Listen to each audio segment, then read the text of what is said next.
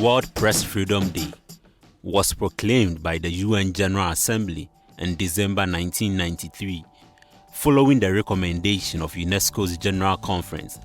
Since then, 3rd May, the anniversary of the Declaration of Windhoek, is celebrated worldwide as World Press Freedom Day. May 3rd acts as a reminder to governments of the need to respect their commitments to press freedom. It is also a day of reflection among media professionals about the issues of press freedom and professional ethics. It is an opportunity to celebrate the fundamental principles of press freedom. The 2020 edition of the Press Freedom Day is under the theme Journalism Without Fear or Favor in an increasingly complex media landscape.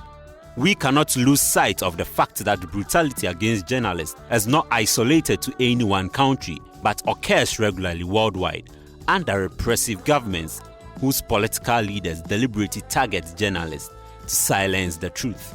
It can be recalled that prominent Saudi journalist Jamal Khashoggi walked into the Saudi Arabian consulate in Istanbul, Turkey on 2nd October 2018, where he was murdered.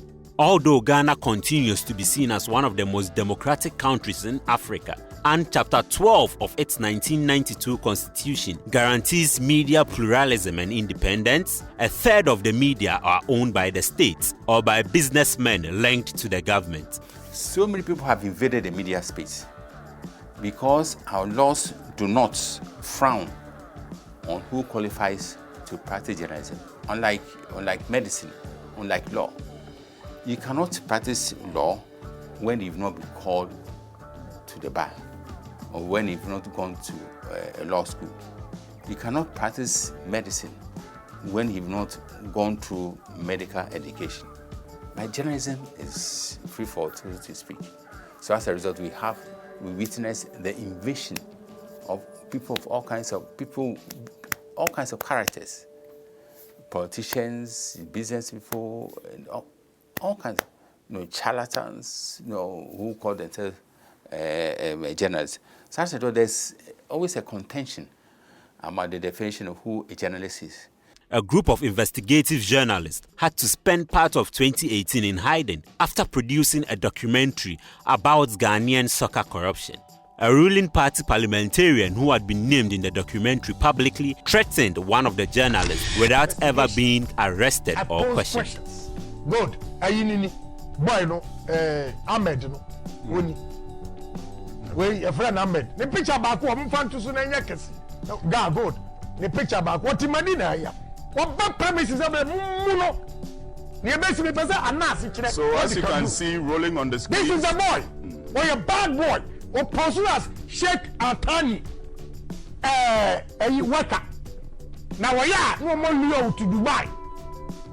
No man could set you up. One of the cameras is see them say. Now Anas, I could share one bedroom say. It was within that period when Kennedy Achapon started showing the movies. That is why personally, when you ask me, I get the honorable man involved. Because if he didn't show the pictures, nobody would have known him. Though if you ask me, he has hand in it, I would say maybe he's innocent, not that I'm clearing him. But if he didn't show the pictures, nobody would have known him. The journalist was shot dead in the street a few months later. The investigation announced by the authorities has grounded to a halt. Because when the incident happened, I remember we told the gentleman who was involved, who was investigating the case, have to transfer to UN. And all of a sudden, after the press, international press day that day, we were called that he's been brought back, so he will take up the case again. All these stories put together, you realize that no, nothing seems to be going on. The major majority of cases are police aggression against journalists go unpunished, and yet timid attempts have been made to combat this impunity. 3 policemen were suspended after attacking journalists in 2019. I'll say with the highest sense of pride that we have some of the finest journalists in the world. In Anas Arimiya Anas, we have one of the best graft illuminating journalists the world has ever produced. And we have other analysts who are also doing well. Manasseh, Adeti, and others. Well, Press Freedom Index states the degree of freedom in this country. The truth is that, yes, we've been doing well in terms of press freedom. And 3 years ago, we were the first in Africa. Last year, we slipped to the third position. And we are maintaining a third position again on the latest rankings of Reporters Without Borders. That was continentally. Globally, 3 years ago, we were 23rd, and we slipped to 27th, and we are now 30th. So yes, we have some setbacks, we have some challenges, and the challenges do not obviate the fact that Ghana is a land of press freedom.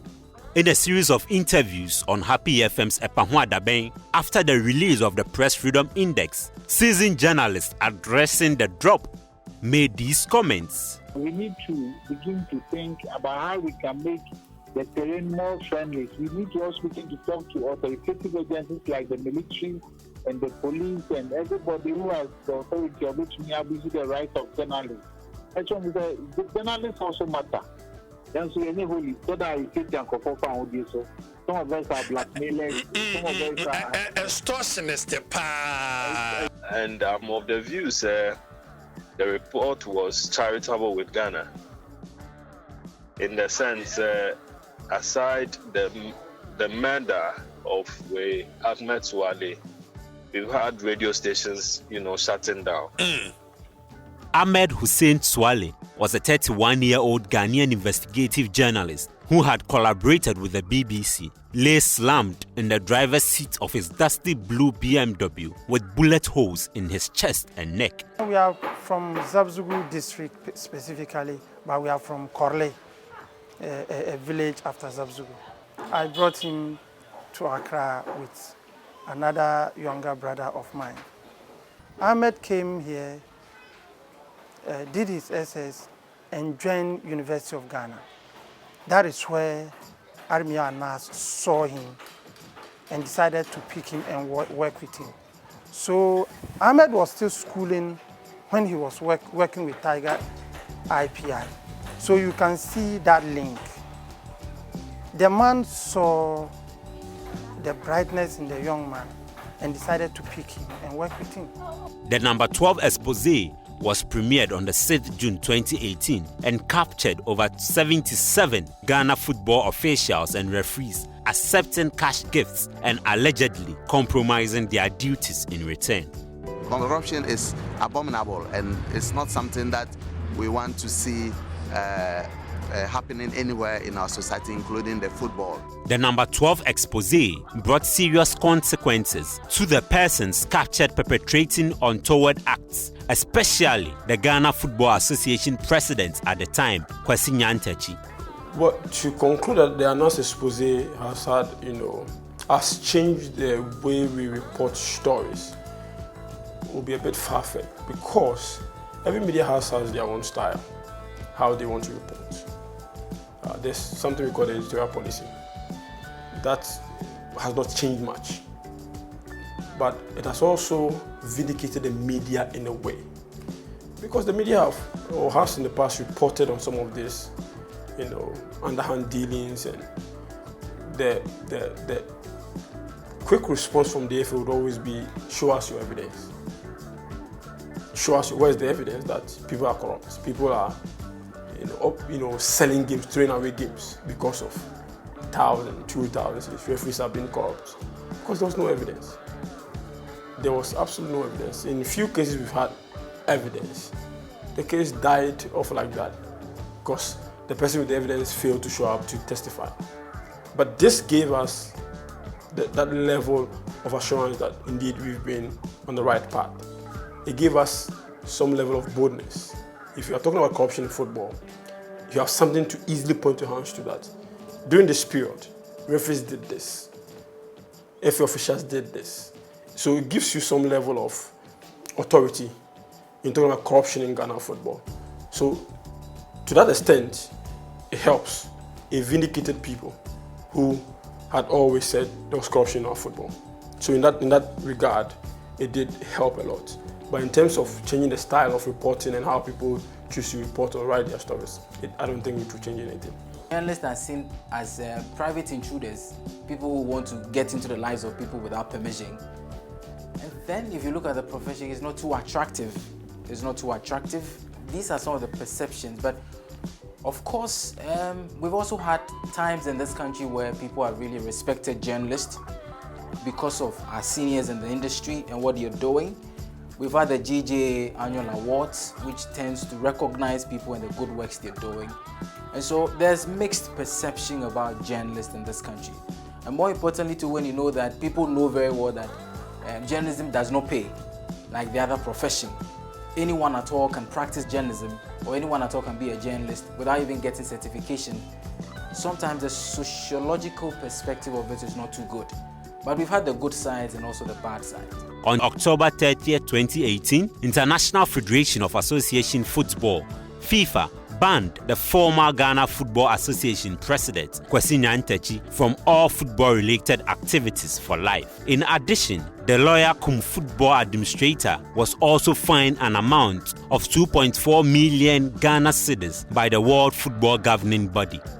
Press freedom activists say they fear a chilling effect for journalism on the continent. It is the ultimate form of censorship, said Angela Quintal. You censor the person that is killed, you censor the team they work with, and send a message to others. If you cross the line, we will get you. Corruption has been Ghana's biggest nemesis and is the main adversary that has crippled its development. President of the Ghana Journalists Association, Roland Afelmoni, mentioned implications Ghana's drop in the Press Freedom Index had on the country.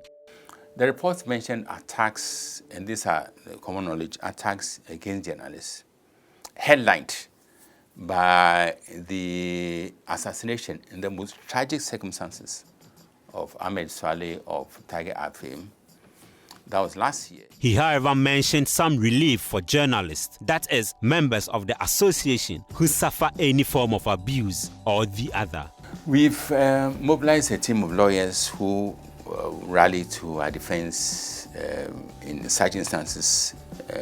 You mentioned brutality, mistreatment, unjustified arrests, and Samson Ladi Anyineni is the leader of this team.